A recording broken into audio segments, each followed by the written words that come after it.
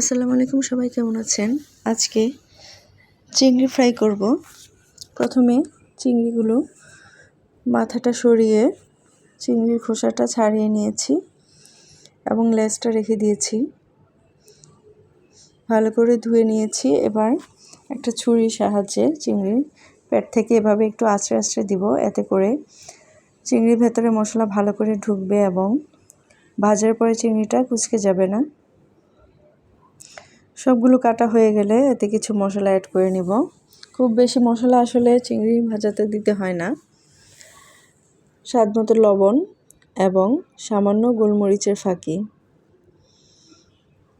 দিয়ে এটা ভালো করে মেখে নিচ্ছি।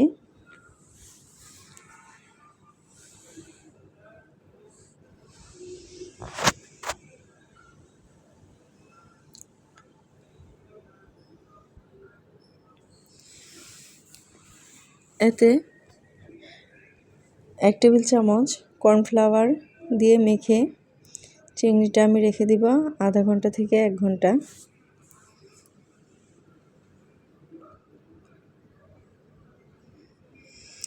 এবার একটা বাটিতে 2 টেবিল চামচ ময়দা নিয়েছি এবং সমপরিমাণ কর্নফ্লাওয়ার নিয়ে নিচ্ছি। স্বাদমতো লবণ দিব, সামান্য গোলমরিচের ফাঁকি এবং আধা চা চামচ বেকিং পাউডার দিয়ে ভালো করে মিক্স করে ঠান্ডা পানি দিয়ে একটা ব্যাটার তৈরি করে নিচ্ছি।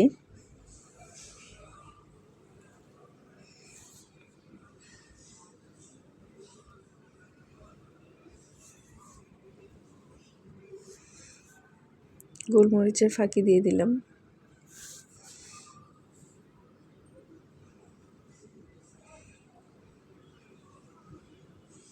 বেকিং পাউডার,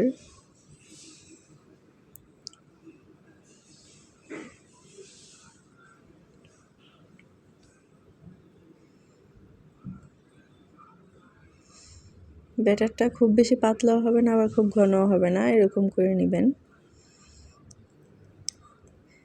এবার আরও একটু কর্নফ্লাওয়ার দিয়ে চিংড়িটা মেখে নিচ্ছি।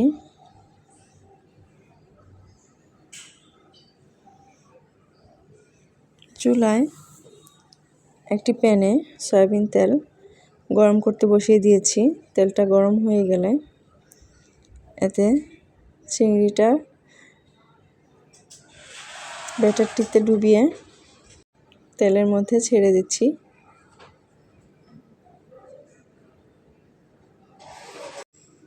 চুলার আঁচটা মাঝারি থেকে লো হিটে থাকবে, যাতে করে চিংড়িটা ভালো করে ভাজা হয়। খুব বেশি হাই হিটে দিলে পুড়ে যাবে, চিংড়িটা ভেতর থেকে সিদ্ধ হবে না।